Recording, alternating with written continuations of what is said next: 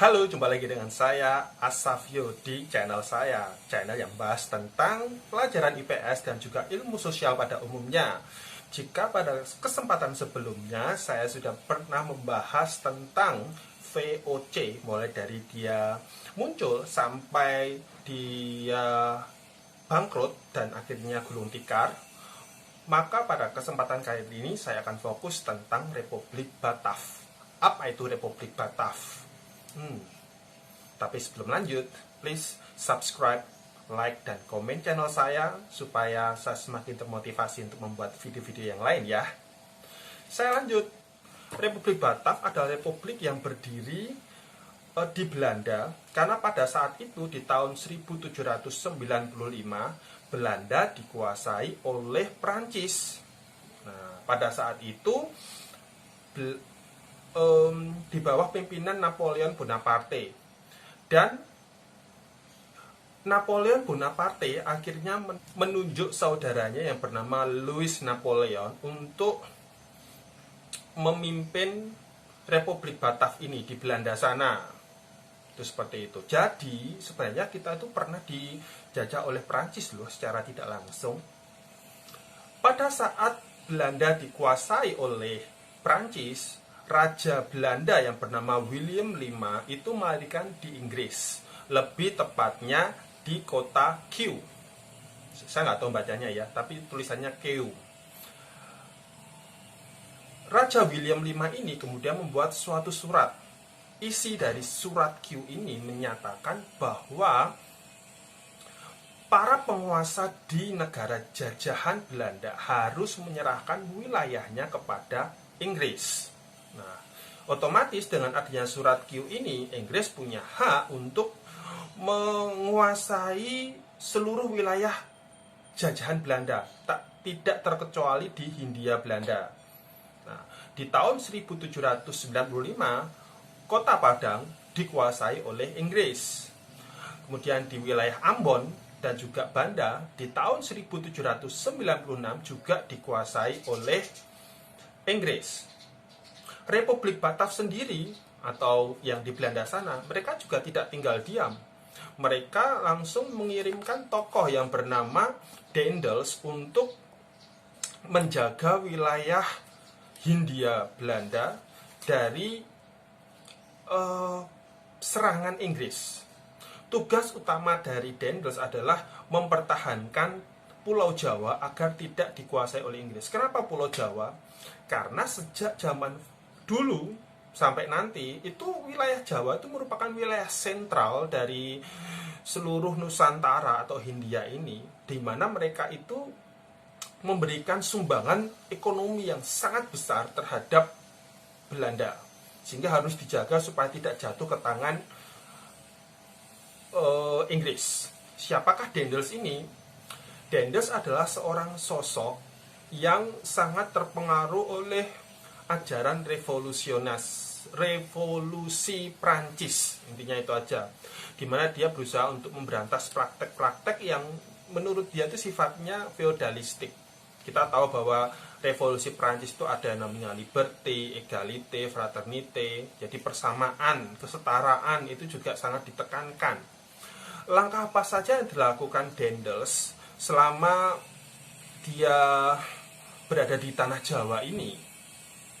Yang pertama, di bidang pertahanan dan keamanan. Dia melakukan membangun benteng pertahanan yang baru.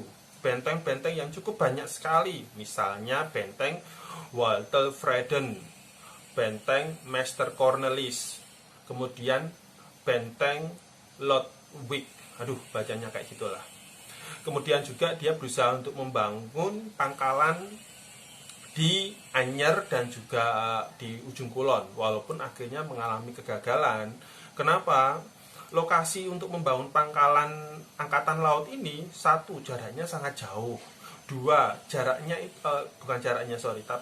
lokasinya itu susah untuk dicapai karena medannya susah. Dan yang ketiga, daerah itu ternyata banyak sekali nyamuk malaria, sehingga ya pasti berbahaya kalau itu nekat dibuat, karena pasti para pekerjanya akan banyak yang terkena malaria dan akhirnya meninggal, seperti itu. Daendels juga berusaha untuk meningkatkan jumlah tentara. Pada saat Daendels datang ke Tanah Jawa, jumlah tentara yang tersedia hanya 4.000 orang. Akhirnya dia menambah jumlah tentara menjadi 18.000 orang, di mana hampir semuanya itu merupakan orang-orang pribumi. Dan juga yang paling utama adalah dia membangun jalan pos dari Anyer sampai ke Panarukan, Jawa Timur dengan jarak sekitar 1.100 km. Kenapa harus dibangun jalan pos Anyer Panarukan ini? Tentu saja ada hubungannya dengan satu, kepentingan militer, dan dua, kepentingan ekonomi. Kalau ada jalan yang cukup lancar, misalnya di daerah Panarukan, itu akan diserang atau istilahnya orang-orang Inggris datang ke situ. Dia bisa langsung mengirimkan pasukan dengan cepat. Apakah berarti waktu itu tidak ada jalan penghubung antar satu wilayah dengan wilayah yang lain? Ada, tetapi kondisi jalan yang jelek, kondisi jalan yang masih kecil. Jadi kalau yang saya baca, jalan yang sudah ada ini kayak diperbesar lagi supaya aksesnya lebih mudah. Jadi bukan kayak membangun jalan baru, benar-benar baru, enggak, tapi jalan yang sudah ada kayak dibuat lebih baik dan lebih diperluas, diperbesar seperti itu. Kemudian di bidang politik dan pemerintahan, apa saja yang dilakukan oleh Daendels? Dia mulai ikut campur di dalam tata cara dan adat istiadat dalam pemerintahan, dalam kerajaan. Seperti contohnya kalau di kerajaan di Jogja misalnya, itu kalau ada orang yang ingin menemui raja, dia harus memberikan hormat kepada raja. Kemudian juga orang itu tidak boleh menggunakan payung emas. Kemudian juga kalau pada saat menemui raja harus membuka topinya begitu. Dan juga kalau orang ingin menghadap raja, dia harus duduk di kursi yang posisi kursinya itu dia lebih rendah daripada tempat duduk raja. Tetapi itu semua tidak dilakukan oleh Daendels. Kenapa? Ya kembali lagi, Daendels ini dia sangat terpengaruh oleh revolusi Prancis. Dia nggak mau dong ngikuti. Kenapa kok saya harus karena apa yang saya katakan tadi, kayak membuka topi, kemudian duduk di posisi lebih rendah dari raja, itu kan suatu hal yang sifatnya feodalis. Sementara dia itu anti dan berusaha untuk memberantas sistem feodalis. Jadi dia nggak mau melakukan cara-cara seperti itu. Kemudian Daendels sendiri juga berhasil mempengaruhi Mangkunegoro atau Mangkunegaran untuk membentuk pasukan yang namanya Legiun Mangkunegara. Dimana kalau misalnya Daendels sewaktu-waktu membutuhkan pasukan, Legiun Mangkunegara ini bisa membantu Daendels pada saat terjadi kekacauan atau perang, misalnya seperti itu. Karena perilaku sewenang-wenang dan juga intervensi yang dilakukan oleh Daendels, akhirnya menimbulkan rasa tidak suka terhadap salah satu tokoh yang namanya Raden Rangga. Dia merupakan pemimpin Karisidenan atau wilayah di Madiun. Kebetulan wilayah Madiun ini merupakan wilayah yang ada di bawah naungan Kerajaan Jogja. Otomatis apa yang dilakukan oleh Raden Rangga ini mendapatkan dukungan dari Hamengkubuwono II. Ini akan menjadi efek besar. Pada saat Raden Rangga akhirnya tewas terbunuh, Daendels ini akhirnya memberikan ultimatum kepada Hamengkubuwono II supaya satu, dia menanggung kerugian perang Belanda pada saat itu. Dan yang kedua adalah mengangkat kembali Danureja II sebagai patih. Hamengkubuwono II menolak itu ultimatumnya. Efeknya apa? Daendels dengan membawa banyak pasukan datang ke Jogja dan akhirnya memaksa Hamengkubuwono untuk turun tahta. Nah, dan digantikan oleh anaknya Sultan Raja menjadi raja berikutnya dengan gelar Hamengkubuwono III. Cara apa lagi yang dilakukan oleh Daendels di bidang politik dan pemerintahan? Raja-raja di wilayah Nusantara, terutama dalam hal ini di Tanah Jawa, itu semakin dibatasi dibatasi secara ketat kekuasaannya itu. Jadi mereka tidak bisa seenaknya sendiri dalam mengambil keputusan.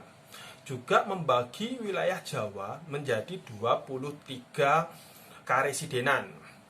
Kerajaan Banten dan juga Cirebon itu dihapus sama sekali dan wilayahnya langsung berada di bawah naungan atau langsung diperintah oleh wilayah pemerintahan kolonial, misalnya seperti itu. Kedudukan bupati itu masih tetap dijadikan sebagai pegawai kolonial, cuma mereka dalam hal-hal tertentu masih memiliki hak feodal, itu seperti itu. Jadi tidak dihapus sama sekali, karena biar bagaimanapun kedudukan para bupati ini sangat penting untuk mempengaruhi atau memberitahu kebijakan-kebijakan sampai ke level rakyat jelata begitu. Kemudian di bidang pengadilan, Daendels ini membuat 3 jenis peradilan. 1, peradilan untuk kulit putih, 2, peradilan untuk timur asing, dan 3, peradilan untuk orang-orang pribumi. Nah, secara sosial dan ekonomi, Daendels juga berusaha untuk meningkatkan usaha pemasukan uang. Jadi supaya kas itu bisa bertambah. Dan otomatis dia juga akan banyak membuat perjanjian dengan penguasa kerajaan di Nusantara yang tujuan utamanya adalah supaya mendapatkan keuntungan secara ekonomi, tetapi perjanjian itu perjanjian yang dibuat dengan cara memaksa. Dan yang ketiga adalah berusaha untuk meningkatkan penanaman tanaman yang laku di pasaran dunia. Tanaman yang laku itu seperti apa ya? Banyak, contohnya kayak kopi, itu sudah tanaman yang laku keras di pasar dunia. Kemudian juga rakyat wajib untuk melakukan penyerahan hasil buminya. Dan yang terakhir adalah berusaha untuk melakukan penjualan tanah kepada pihak swasta. Daendels pada akhirnya digantikan oleh Jansen di tahun 1811. Siapa itu Jansen ini? Jansen ini sebelumnya adalah gubernur jenderal di Tanjung Harapan di Afrika Selatan sana dari tahun 1802 sampai 1806. Tetapi dia terusir dari Tanjung Harapan oleh Inggris. Jadi ya seperti yang saya katakan tadi, seluruh wilayah jajahan Belanda itu diambil alih oleh Inggris. Akhirnya Jansen ini pada saat dia ada di Batavia dan diserang oleh Inggris, dia kalah begitu sehingga akhirnya lari ke Semarang. Di Semarang dengan dibantu oleh Legiun Mangkunegara tadi, dia tetap mengalami kekalahan. Dan akhirnya dia melarikan diri ke Salatiga. Pada saat sampai ke Salatiga juga dia terus terdesak, sehingga akhirnya terpaksa menandatangani suatu perjanjian yang namanya Kapitulasi Tuntang atau Perjanjian Tuntang pada tahun 1811, lebih tepatnya di tanggal 18 September 1811. Jadi Republik Batak ini mulai ada di tahun 1799 sampai tahun 1811. Itu seperti itu. Ya, intinya di akhir abad 18 sampai tahun 1811 itu adalah saat dimana wilayah Hindia Belanda dikuasai secara tidak langsung oleh Perancis. Oke, sampai di sini saya yakin kalian sudah cukup jelas mengenai materi tentang Republik Batak. Saksikan saya di video-video selanjutnya.